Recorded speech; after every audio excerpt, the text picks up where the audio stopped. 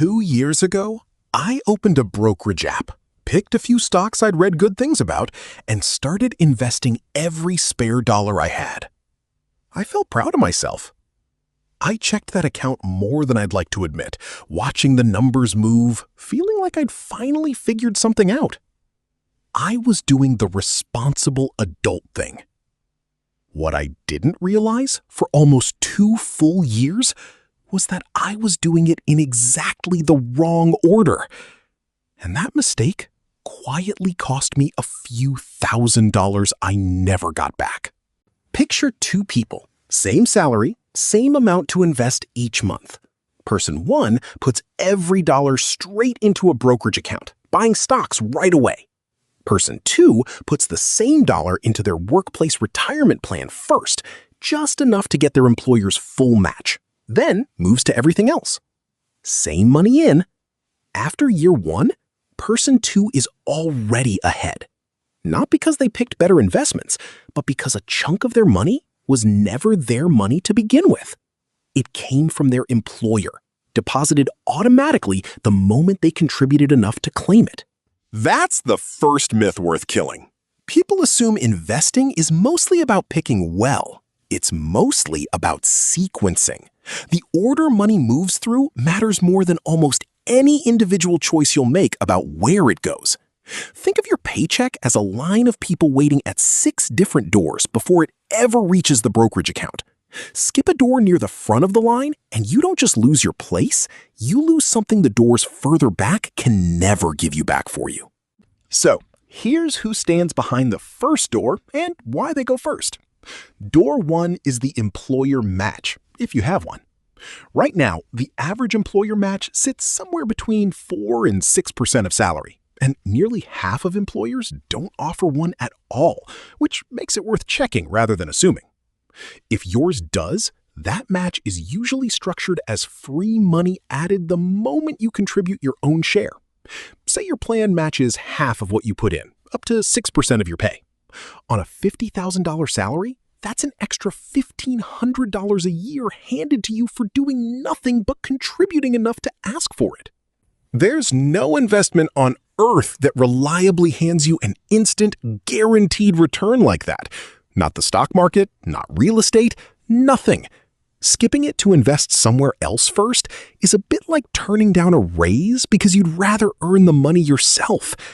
I have a coworker who did exactly this for almost 3 years. Smart with money in every other way. No credit card debt, a decent emergency fund, genuinely trying. He just never got around to bumping his contribution up to the match threshold because it felt like a small, boring administrative task compared to picking his own investments. When he finally did the math on what those 3 years of mismatch had actually added up to, he described it as finding out I've been quietly leaving 20s on the sidewalk for 3 years and just never looked down. One caveat worth knowing about that match: not all of it may belong to you the moment it lands. Some employers use a vesting schedule, meaning you only fully own the match after staying a certain number of years, sometimes gradually, sometimes all at once at a set date. That doesn't change the priority. The match should still come first, but it's worth knowing your plan's vesting schedule rather than assuming every dollar is guaranteed to follow you out the door the day you decide to leave. Watch what happens when that gets skipped for even longer than 3 years. Missing a match doesn't just cost you the match itself, it costs you every year that money would have spent quietly compounding alongside everything else. A gap that starts small in year 1 tends to look a lot larger by year 20, simply because it had that much longer to grow. Here's a number worth sitting with. Say someone misses a 5% match on a $50,000 salary. $2,500 a year left unclaimed, invested, and left alone for 30 years. Growing the way stock market investments historically have over long stretches of time, that yearly gap could compound into well over $100,000 by retirement. Not from one bad decision, from one small, boring administrative task nobody got around to. I think about my own 2 years a lot, and it's not the stocks I picked that bother me, it's how many hours I spent researching them, reading, comparing, feeling genuinely proud the day I picked one that did well, while walking right past the door that didn't require any research at all. I genuinely thought I was ahead of most people my age. I had no idea I was quietly behind for a reason that had nothing to do with which stocks I owned. It's worth knowing where this account even came from, because it's newer than people assume. The 401k itself is named after a small provision buried in a 1978 tax law, almost by accident. A clause originally meant to clarify how certain deferred compensation plans were taxed. A benefits consultant a few years later realized that provision could be used to let employees set aside part of their own salary tax deferred, and employers quickly saw an opportunity to attract talent by matching part of it.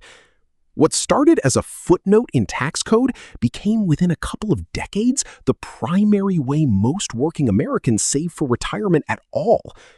The match specifically exists because it was and still is a cheap way for a company to make its compensation package more attractive, which is exactly why it's worth treating as part of your actual paycheck, rather than an optional extra. Now, I know this order sounds tidy laid out like this, and real life rarely hands you a clean paycheck with 5 obvious buckets already. If you can't fully fund every step at once, and most people can't, especially early on, the order still tells you what to prioritize with whatever you do have. Even $5 extra a paycheck matters more toward the match than toward the brokerage account, because that $5 is doing something a brokerage account can't. Getting the sequence right with a small amount of money beats getting it backwards with a large one. Door 2, and this one surprises people, is high-interest debt. Not all debt. A mortgage or a reasonable student loan sits in a very different category, and we'll get to why. This is specifically about the kind of debt sitting on credit cards, the kind carrying interest rates that right now average somewhere north of 20% a year. Let's run a quick experiment. Imagine 2 accounts. One is a credit card charging 22% interest. The other is a diversified stock portfolio which has historically returned somewhere around 7 to 10% a year over long stretches of time, with plenty of down years mixed in along the way. Which one deserves your next dollar? Paying down that 22% card is a guaranteed return of 22%. Not historically, not on average, guaranteed the moment the balance shrinks. Nothing in the investing world offers that kind of certainty. So investing your extra dollars while a balance like that sits untouched isn't really investing, it's paying to invest. And the fee is the interest you're still accumulating on the side. Picture someone putting $200 into a brokerage account every month while carrying a $5,000 credit card balance at that same 22% rate. On paper, they're investing. In practice, the card is quietly charging them roughly $90 a month in interest, almost half of what they just invested, just for the privilege of carrying that balance one more month. They're not really moving forward. They're mostly refilling a hole they dug on the other side. It took an afternoon. It should have taken an afternoon 2 years earlier. The goal was never to find the perfect investment. It was to stop giving away the free ones. Every dollar that skips a door it should have walked through first is a dollar working harder than it needs to on a bet it didn't need to take.